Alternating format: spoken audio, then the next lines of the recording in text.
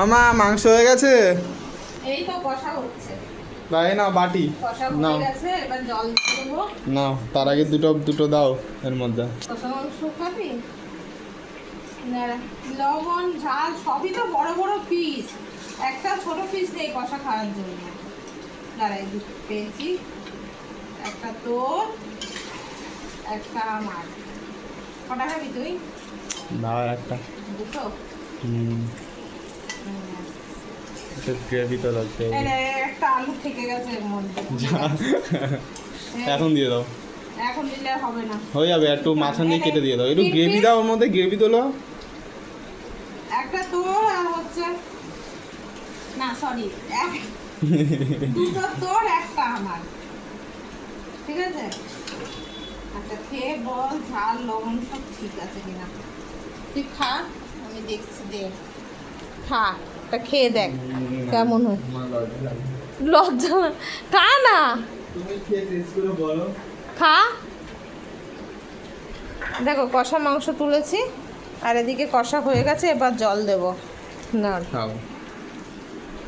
আর জলটা দিয়ে দিই, মাংসতে হয়ে গেছে মাংস।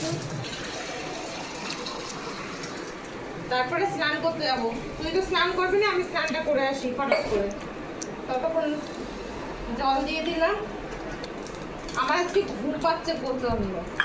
এক কাজ করো, তোমার জন্য কষাটা তুলি, কষাটা তুলে আমি গিয়ে আগে খাই। তুমি কখন খাবে?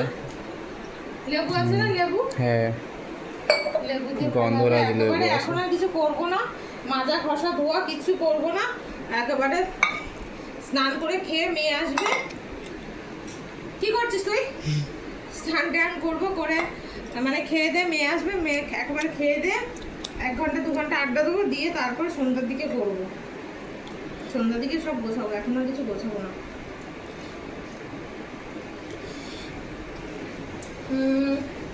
লবণ ঠিক আছে, ঝাল মনে হচ্ছে একটু কম কম আছে।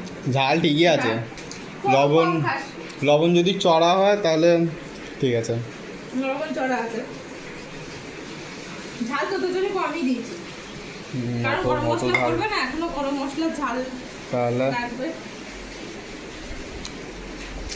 সিদ্ধ হয়ে গেছে।